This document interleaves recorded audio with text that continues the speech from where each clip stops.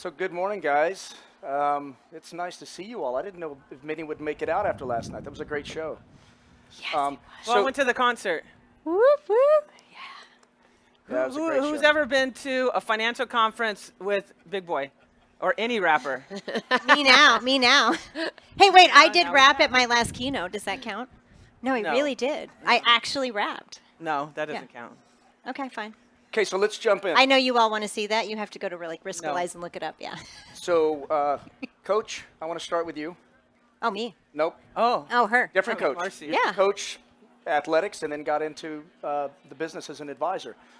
My question is, we chatted about this yesterday. You've got an incredible balance in your life. Try. And, people are always challenging, like, well, you're either one or the other. You're either the professional or you're some mom, dad, you're someone in the family. I'd like to understand how you've applied that balance for your individual practice. And then if you give advice to your peers, what is that advice? It's great. I think like what Britton has said is that the balance is super, super hard to have. So it's just being present. You'll say it again, being present in what you're doing right then, right? So when you're at work, you're at work. When you're home, you're home. Try and shut it off. My wife's here in the audience and our son, Justin. So she knows that I don't always have that balance. I'm blessed that she was able to help us with the kids. She did all the raising, and I know that I'm blessed in that most female advisors don't have that option. We don't have, two, in the household like us. So balance is super hard to do, but that's what we've done is really try to compartmentalize as much as possible, and that's what's worked for us. So what advice are you giving your peers? I know we talked about you've got advisors in the San Diego community that you communicate with.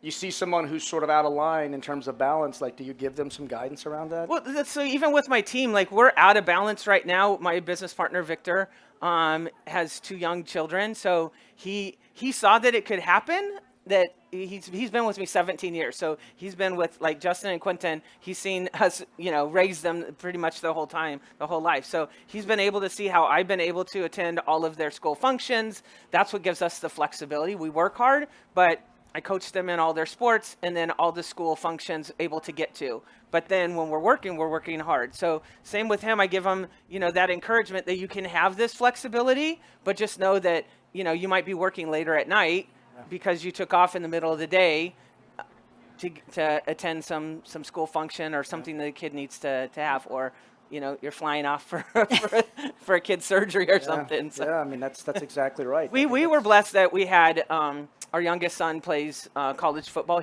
Justin did too, but our youngest one most recently, and we were able to take off every weekend and fly all over the country wherever, Friday through Sunday, Monday. That's cool. And follow him. Can I ask a question of the audience? 100%. How many of you feel like the concept of work-life balance is just readily available to you? Like you really can? And then ask yourself, what's the part that's stuck in you? Right? Like you talk about balance, I talk about equilibrium. I think balance is, not in terms of your context, but balance is a fallacy. Because balance, if you think of a teeter-totter, means that when something gets more, by nature, something has to get less. And I just don't accept that as the baseline standard for running a business. If you're going to invest your time, your sweat, your equity, your heart into your business to help your clients achieve more in their life, you should absolutely achieve that for yourself. And what I heard you say, and I know in our conversations yesterday, I heard you say it too in a different way, is that balance. I look at equilibrium. You might get an email from me at 4:30 in the morning because I wake up at 4:30 in the morning, but I might be gone for 4 hours during the day regularly. Like, oh, I'm just going to go surf, or I'm going to go ski, right? So my lifestyle is in Park City in Costa Rica, and it's built around my lifestyle, but I'm still able to run a multi-million-dollar business because I made a choice. So the thing I really want to implore, and then I would love to see how you did it, is each of us makes a choice. When my son was born, he was preemie. He was 10 weeks early. But before, so thank God I had built my business in a way that I had that leverage. But when he was born, when I got pregnant, I made the decision that I was going to leave every day at 5:30. And up to that point, I'd been married, and you were at the office till 8. You go home, you cook dinner, you have a glass of wine, you do whatever. You go to bed at 12, you get up at 6. Like, it all works. But when you have kids, it fundamentally changes. Yeah. When I made the decision at 5:30, like, I will stop no matter what, everything in my world had to, by definition, reorient itself around that commitment. The definition of decision and commitment has a Latin root, and the Latin root is to cut off. As in, when you make that decision, you cut off any other possibility. And what I've heard you both say is that at different times, we made a decision like, hey, our business isn't going to consume our life, and we're going to have to make different decisions. And those decisions affect the clients that you serve, the fees that you charge, the service models, the staff that you have. So I want to be really clear that work-life balance isn't just like, oh, I'm taking time. It's you've got to, as these two women have incredibly done, you have to build a business that creates leverage for you as a principal, whether you're on your own, literally as a solo. We have clients that are like tiny and clients that are billions of dollars. Where's your leverage to create that equilibrium for yourself? Your first step is making a choice. Like, what kind of lifestyle do I want to have? Because I promise you, you can architect a firm around that. These two women have done it. Well, that's great. So, Britt, should we talk about the Alabama-Texas game? Do I want to spend a minute? You know, It's her favorite topic right now. Alabama fans just a low roll tide. Just real Had my low. hat on this Really morning. low. Yeah, we got through another one. Yep, yeah, you did. And thanks be to God for Will Reichert and Bryce Young. Yep. So shifting gears a little bit, I want to talk about, this is about sort of you have the independence and the control to build the business you want, run the business the way you want. And that's one of the beautiful things about this business, this industry. You've been very successful in what you've done, but it's not been easy. So as you think about human capital and the people that you try to bring in that are going to sort of honor that culture, like is there any silver lining, anything that you found along the way that's like, this is my go-to, this works? Well, I think, what I often say is I don't know that I've done it well. I think I have fantastic kids, great marriage. Our firm is thriving, but it's very, very difficult. And as I've said, I don't believe in work-life balance. I believe in work-life presence. And interestingly, we started this iteration of Ballantine 2009, crazy. About 2 years in, we had 12, 13 values that everybody had the same values. And a young woman who's still with us walked up to me one day in the hall and said, why do we have work-life balance as one of our core values? Because you email at 2:30, you miss so much stuff. I've watched you. You're here all the time. It's not really true. And so that really made us start thinking and said, let's really think about who we are and not who we really want to be. And work-life balance, when we redid our core values, which there are 4 of them now, and the number 1 is excellence, and it's excellence and excellence and excellence. Work-life balance went out the door. But I do believe that what I tell young people now is technology allows you to have more work-life presence.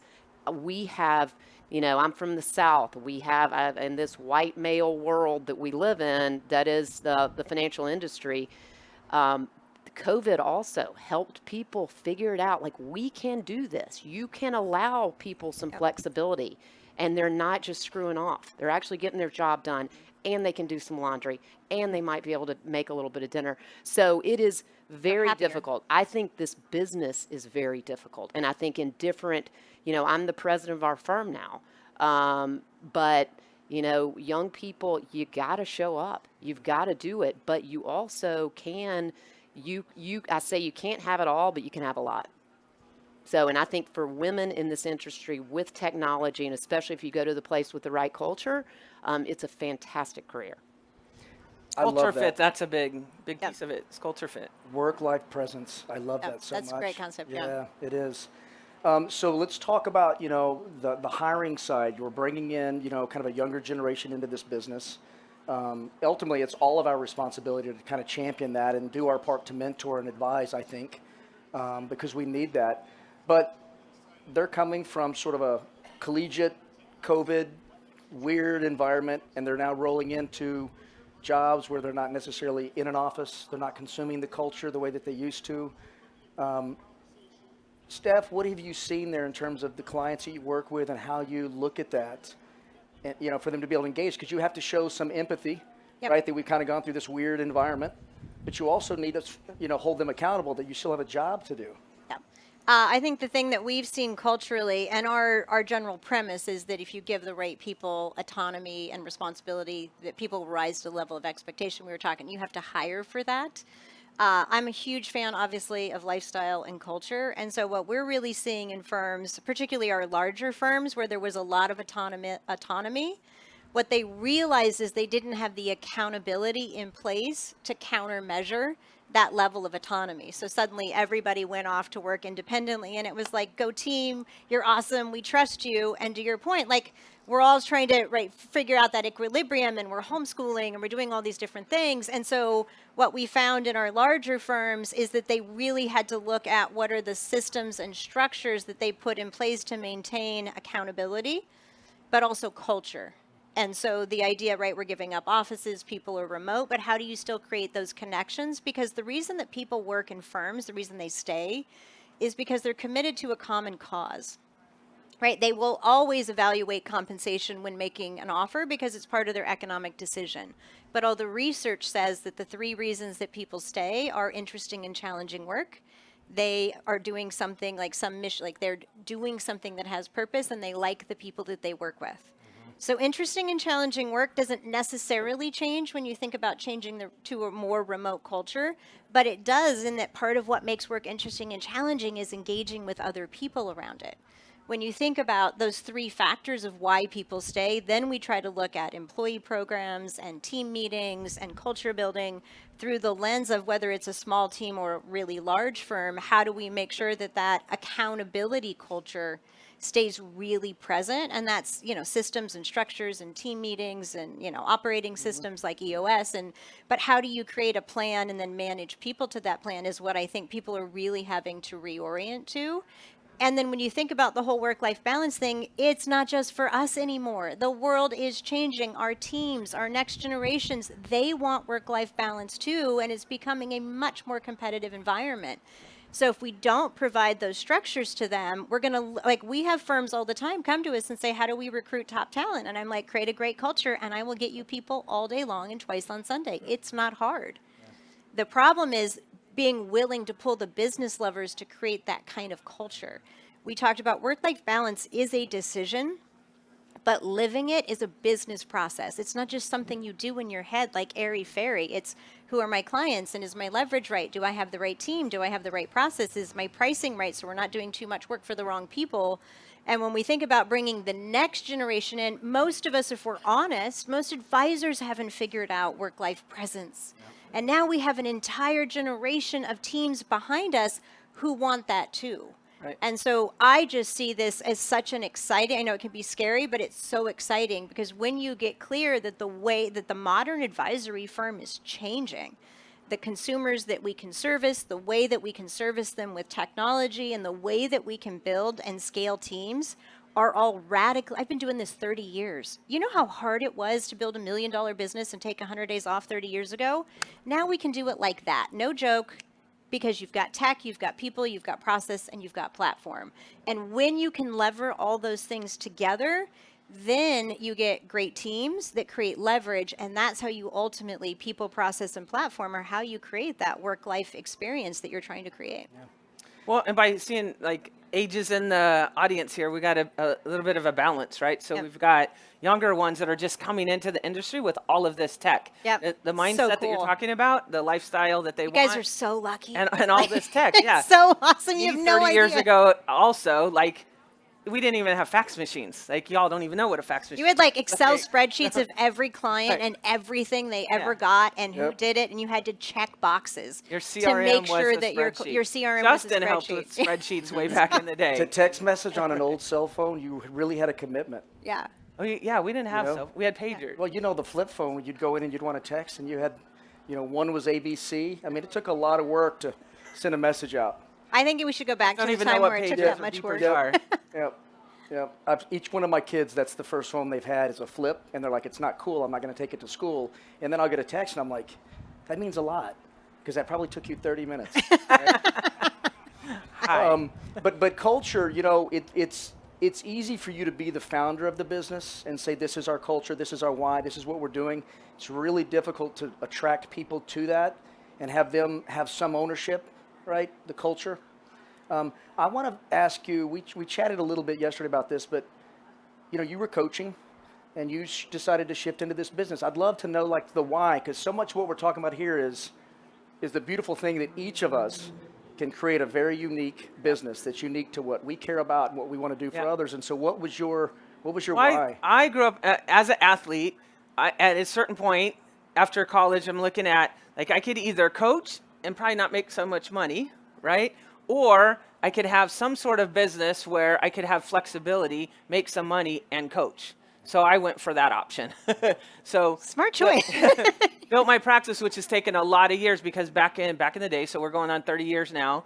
Back then, it was insurance based, kind of broker dealer, commission based. It was like feast or famine, kind of income. And so it wasn't until we got to the advisory, a handful of years ago that really changed. And so all of you that are starting out that way, you're in an awesome spot.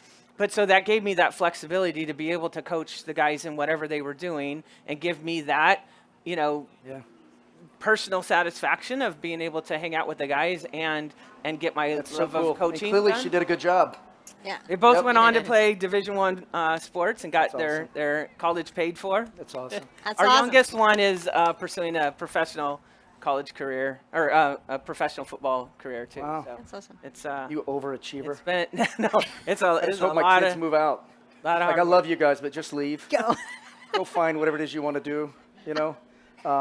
What about you? How did you kind of? What was your deciding factor? What was your why to want to get into this business and try to change lives? Gosh, 30 years ago. I think We're I all 30? quickly. Yeah. Yeah. 29. I'm actually Sure. 32. Okay.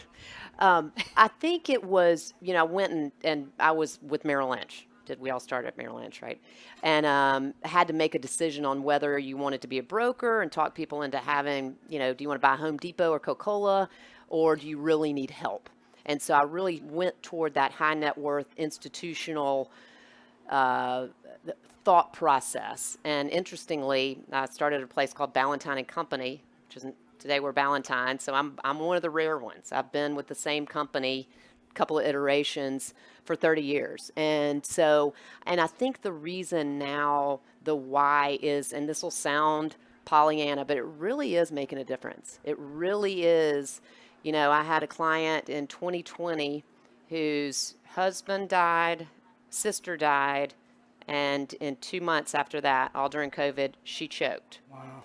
Twin daughters. I was one of the first calls they made while she was still in the hospital and they were going to have to cut the cord. Since then, we've done a lot. But it's just the fact that my children know these girls, the fact that they know what the purpose of our work is. And investments are important. I frankly think investments, I'll get in trouble for saying this, are a little bit of a commodity now, but the process and risk management is really important. Very important. But at the higher net worth, the higher levels, this work is really important. And it's about taking care of people. It's about answering the question behind the question. It's about making people sure if you sold your company for $40 million and you don't have anything to do, that you answer some of the questions that they may not have even asked yet. So the why for me is the taking care of people. It really is.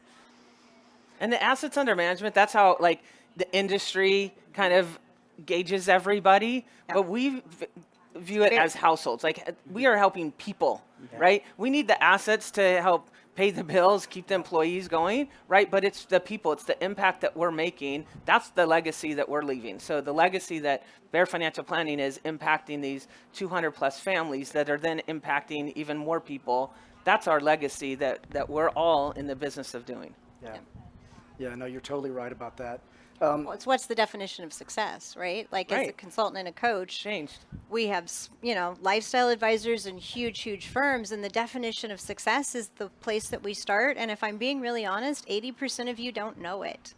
So one of the things Don't know what? the definition of success, like that we're just in a profession that has always been, right? If they are warm body and they say yes, like we have been trained that yes is the only right answer. All good clients are good clients. All revenue is good revenue. And there's, right, you want to make rent and ramen, as we like to call it at Limitless, right? You got to pay the bills and feed the babies. But There are so many inherent compromises in yes is the only good right answer. And if we're being honest, it's because, and I say this with all love, the companies that support us grow when we grow. And so at the end of the day, if you're not abundantly clear on what your definition of success is, someone else is going to create it for you. And this industry has, and it's more and grow. And I love growing. I'm good at helping people grow. But I always want to know why I'm doing it, because more isn't better. Better is better. Yep. And when you get clear, one of the things we are known for is when your vision is clear, your decisions get easy. Now, you're going to give me some smack about that. You're going to be like, but that. Stephanie, Say that again. hashtag, when your vision is clear, your decisions are easy. I get smack about that because people are like, well, it's hard. I'm not saying it's without effort. I'm not saying it's without economics. But I'm saying you're going to decide how to invest your time to engage and build a business and a life. And you get to do that with consciousness and intention. If you do it right, it can be freaking awesome. And it's so much easier than it used to be. But if you're not clear on what firm you want to build, why you want to build it, what are your inherent motivators, and if you want to build $1 billion, great. But do that in the context of, I don't have to give up my life anymore. Like, I'm just here to tell you that's my why. It's not required. You can build a wildly successful business and a life that you love. You will not do it if you are not clear, you are not conscious, and you don't have a course of action where you're pulling the very real business levers that need to be pulled. It's not just an airy-fairy conversation over drinks at the bar. It's who are you staffing? What processes are you building? What management team do you have in place? What service model? What clients are you serving? Like, do those pieces actually work as a business? Because if they don't, you're going to spend all your energy trying to fix a series of compromised decisions that you didn't set your business structure up to create the life that you want. So one of the things I just want to leave you with is you just ask yourself, what do you really want? Why did you get in this business? Why are you at this conference? What do you want to learn? And here's the challenge question. Is the tongue in your mouth moving in the same direction as the tongue in your shoes? Because if it's not, it means that something is stuck in you. There's some crisis of confidence. You're afraid to hire that first person, or to hire that COO, or to put boundaries on your time, or to say no to clients even though you know they're not profitable. And when you make compromised choices, you're going to get a compromised outcome. There's no way around that. So the invitation as we sit here is to listen to these people who've done an incredible job of making choices. It's not easy and it's not perfect. But can you sit in the space of being so clear and so conscious that every decision you make, there's a question in the thing, right? What other lessons did you learn after you choose the 5:30 cutoff? This is the lesson. It's not elegant. Fierce freaking focus. Fierce freaking focus. I am a freak about focus. You can only do so much incredibly well. You have to make choices, and all the stories in our head tell us we have to do this and we got to do. And so we get caught up in this busy machine, but we don't ever stop and say, is everything I'm doing aligned with the firm I want to create? And 70% of the time, it's not. If I followed you all around every day, there'd be a lot of stuff that you were doing that was not additive to your vision. So that's the invitation. Can you get really clear on the vision and the culture that you want to create for yourself and your team and your clients and your sanity, because they're all stakeholders in your success. Part of that, and then build a business. That last question about who you want to work with. Yeah, I think that's a great point. Yeah, what I want to also just sort of make a comment on is size doesn't always. Sorry, I get excited about this stuff, like legitimately excited. Yeah, can That's you my turn why. her mic off? Just give us about 10 minutes. Just shut it down. So size doesn't always matter. Yeah, I'd love to see a show of hands of those of you who've been running a business for less than 5 years. So that's awesome. That's awesome. What's great about it is you get to put your spin on it, right? It's your brand. It's you. It's what you want to do for your clients. I think that this business is such a phenomenal place to make an impact. You know, this younger generation, what I'm finding is, I'm not saying they're not interested in getting paid well, but it feels like it's the impact that they make, to your point, in the lives that trumps the compensation. So, you know, if you can align your business and what you're trying to do for the end client around that, you're going to attract all the right talent, you know? Yeah, but Well, I think we got to be line it based on the type of people that you want Yeah. to work with too. But I think we got to be real honest here. I mean, the reality is we started our business in November 2009. Third iteration, starting over, very intentional about what we wanted to do and what we did not want to do. But we had 17 mouths to feed and we had zero revenue. So revenue does matter. It does matter, and you do get caught up in that growth, and you have to be careful about the culture that you're creating. And, I've always said I want to create a culture where motivated people flourish. Well, I've been called out on that sometimes, saying, how do I grow? But the ultimate thing is I'm not there yet. I can't take 100 days off. We probably wish I could. I'm the president, but I can't. And I think it's great, and I think you should try to provide that. But if you're whomever all you with 5 years or less, revenue matters. You got to pay the bills. You got to pay your people.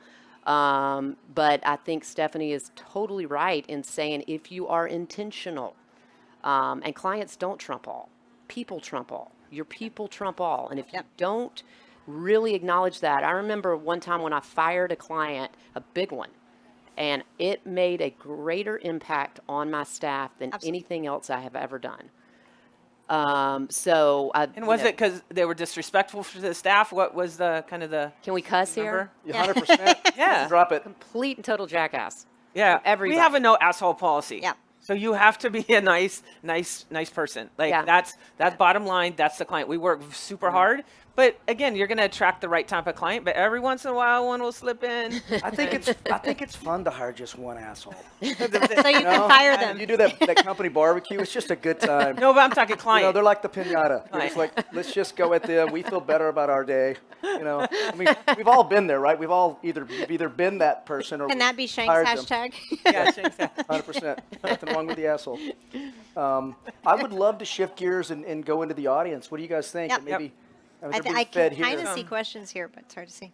Like that one about, again, I keep coming back to, like, especially those of you that are younger in the business on building your ideal client base. The sooner you can get to that, I think that's the best. Like, you've recreated several times. We've kind of stuck with the core of women in leadership and LGBTQ plus. We keep adding another letter every year. So keep asking me when we add another letter. Well, what's that one? What's the Q? What's the I? What's the A? Yeah. So I know we add every year. We add something else. But just that whole community, the Pride community, that's where we've focused in.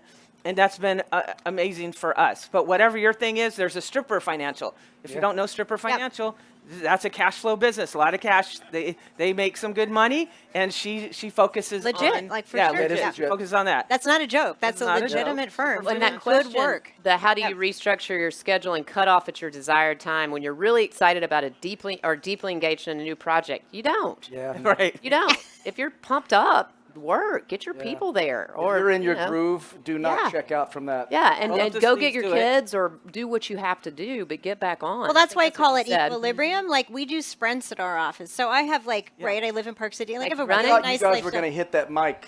Yeah. Hold on over Mic here. off. Okay. Sprint, So that's I have good. a really nice lifestyle, but I'm super dedicated and intense to my work and the time that I do it. And so that's the part about everybody. You're going to create ground rules. Like, we at Limitless teach annual calendars, time model, time blocking, surges. So there are getting your time back isn't like, oh, I have to just check my email list. Yes, you need to check your email list. If you're checking it more than 2 times a day, epic fail, don't do that. Right? Genuinely. Because it's a time suck. So there are all these little micro strategies that you can use to get about 50% of your time back if you use them legitimately. And then the goal is we do have to talk. You have to invest that time. So if I followed you all around, I would ask myself this question as I was calculating your minutes. What are you investing your time in, and to what effect? And if I judged every one of those minutes in my calendar, I have a process that makes sure those are highly concentrated minutes because I only have about 25 to 30 hours of them a week. Like, that's it. And I've got to run a pretty big business in that time. And so, yes, you can take 100 days off, but you have to have leverage across the business. And so that's a business model that you build out as you grow. You build that out over time. Irrespective of whether you're small or large, here's the best I can give you about growth to the third question. How do you rate? Just pick a client. Firms with niches or specialties grow 2 to 3 times faster, period. I have firms that are 2xing, 3xing, and 2xing in 2 years, 3xing in 3 years, 4xing in 4 years, lifestyle practices because they pick a niche. We build a specialized service model around it. We market awesomely to it. and they're growing at 30, 40, 50% a year with a waiting list because they have micro specialized their value proposition, and they've gotten incredibly good at communicating it, building all the sales processes and tools behind it. But the first step is when you narrow your focus, your gravity extends exponentially, and it makes everything much more impactful. It's also, by the way, the scariest thing that you can do. Your brain is like, oh my God, don't do that. We're going to run out of clients. We're going to get eaten by a hungry tiger. Our clients are all going to leave. We're going to file bankruptcy and we're going to die. That's what your brain does in 1/5 of a second. Focusing, like that's that Focus. last question Yes. about focusing. If you focus on a niche, It's like, focusing. this one's on building your portfolio's clients with their values and ESG investing. So I was blessed that the first broker dealer that I worked with owned the Calvert Group, which is one of the first pioneers in ESG, socially responsible investing back in the day. And so I really cut my teeth on that and didn't know that there was really any difference. And so I've been blessed to be able to be in that space. And that is definitely, how many of you are starting to talk more about your clients about sustainable investing or ESG investing? Yep. Like it's definitely, not just a fad. And it's a marketing differentiator, definitely. Well, it's really cool to be able to correlate your personal values and what you believe in into the market. And if you work in certain markets, they're going to expect that. So the LGBT community is very discerning on where they spend their money, and they want this type of investing matches their values. Same thing with women. Women want to invest with companies that have women in leadership positions. So it's just a natural fit. And if you don't get on board, what I say as advisors, you're either playing offense or defense. So back to sports analogy. So if you want defense and keep money from flowing out the back door, probably should at least start learning about sustainable investing or ESG investing. And offensively, if you want to gather more assets, again, a great place to gather more assets. And we've got a lot of people here that can help you out. Yeah, for sure. Yeah. So another show of hands. How many of you have actually picked a niche? Great. Yep. I mean, it really is. It really is guys. difficult. I know we went through it, and I'm not an advisor. I don't do what you all do, but it's tough to start a kind of, you draw a line and you say, I want to help everyone. I want to give hear everyone. a couple of the niches. Can we hear? Yeah, I would love to. Somebody, whoever raised their hands, you in the hat. Software engineers. Great one. Okay, cool. That's a great one. There's somebody else. You in the hat. Black. Business owners. Okay, but business owners, but I mean, that's a broad category. Small business. Okay, and then women. Cool. So now you keep niching. That's great. Anybody else? I know that. Oh, right there on the ground. Yeah, so he's got a super cool midwives. Oh, that's awesome. That is super cool. Like who that's else? a niche. Yeah, has a who's niche his in competition, by the midwives? way, when his clients are midwives? Right? He has got the lock He's on in Canada. that space. So every Canadian midwife, like, they're going to go to him. Yep. Right? There's enough of them. You can have, that seems like a small niche, but he will Well, and stay busy. there's a good question here, which is from Anonymous. I don't know where you are. Maybe Anonymous. it's many of you. How does the client that you choose work with impact your ability to have the practice that you want? Same question for employer or employees. Do you guys have feedback on that? I have a consultant's answer, but what's from in the trenches? Yeah, I think you got to be intentional about it all. You've said that you've got to be. It's hard when you start. It's hard to be intentional on certain things. Culture's easy, integrity's easy, but I think it takes a little while to figure out who is it that you work best with. Ours are entrepreneurs, often entrepreneurs in transition. And we've just figured out we are entrepreneurs. We work well. We get it. They understand. We're building a business. We've been there with him. And I think with employees, they just want to know what it is that the firm is trying to do and who they're trying to do it with. I also say the operations people, the marketing, you got to bring everybody in to make sure they do understand what is it you're trying to build? And I would say it took us about 6 years in the third iteration of a company to really focus. But it's as you said, just exploded. It's crazy, the growth. Yep. Yeah, I'm really It works impressed for in you. terms of the niche. If you're sitting there struggling to figure out, like, how do I arrive at one? I just say, think about what you care about, what you enjoy doing. Maybe it's a sport, maybe it's, whatever that is. But if you can get to that point as soon as possible, it is difficult to say no to someone that wants to give you money, but it's the right thing if you want to surround yourself by people where it's relatability, right? Well, especially if you're going to end up doing events for them, with them, like I'm probably not gonna have a lot of like opera singers or people in the symphony in my client base because that's not where I want to spend my time, right? I want to spend it with people going Yeah. parties, fun things like Big boy. athletic events Yeah. and things like Hating on the big opera? boy. That's where I'm gonna go, You're going to right? the I'm opera? not. Yeah. So spend your time with those type of clients that you're gonna really, again, birds of a feather, right? And so you want to be able to surround yourself with those clients. You're going to get referrals from there. He's going to get referrals from more midwives, right? And so stick with that. Yeah. Yeah. So I want to know, like, we're all in this business to accomplish something, right? From a legacy perspective. What is your leave behind? What do you want to be remembered for? Mine is making an impact. So not only with our clients' lives, but the world.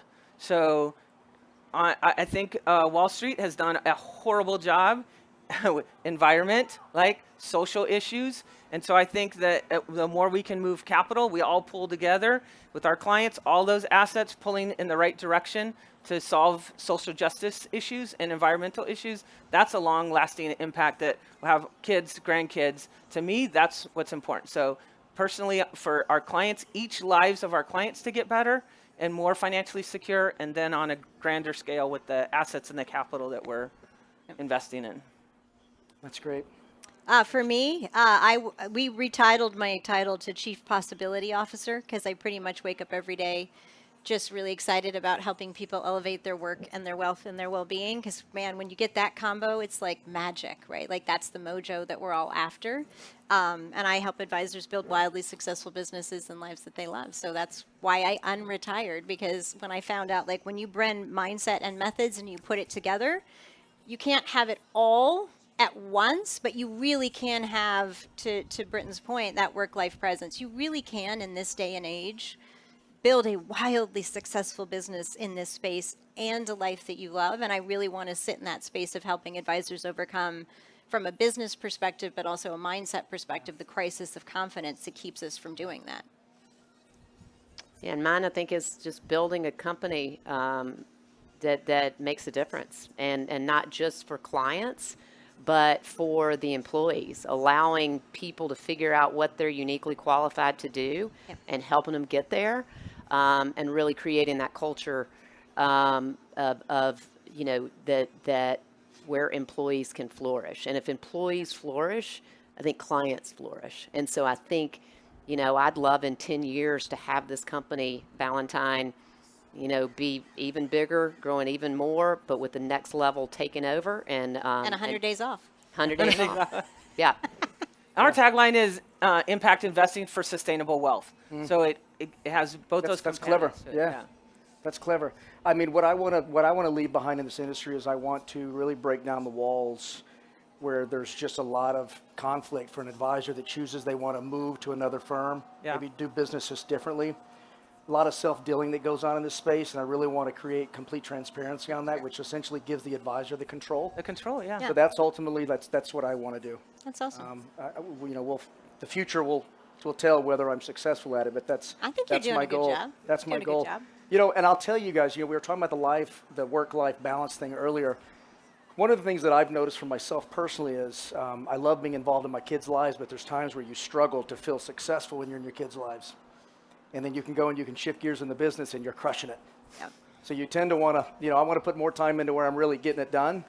Well, it's measurable. You realize that. yeah. Like, you go to work, you put in a week or a month, and it. you're like, look what I did. You spend a week with your kids, and you're like, what did I do? Oh, wait, but did I it's do? like Justin and I were talking about, and Catherine, It's like a 20-year Tom Brady, time like Tom horizon. Brady went home for, And then he was like, I'm out. I'm going back. months, like, I I'm can't out. do this. Like, I got to go back to work. 100%. Yeah. 100%. That's a good point. How are we on time? Do we have time for a couple of questions? He's given us the. Are we done? We're done. We're All done? right. I don't There's have, one we have after no us. clock. You There's know what? no Y'all worry. are amazing. Thank you. Thank you. Thank you. Thank you. Thank you. Last presentation, like You guys last are awesome. day. Did you get something out of this? Yes. All right. Yay. Thank you Thank for you sticking all. around. We thought we'd have 5. We have a over under bet on would we have 5 people or more. Just the engineering crew.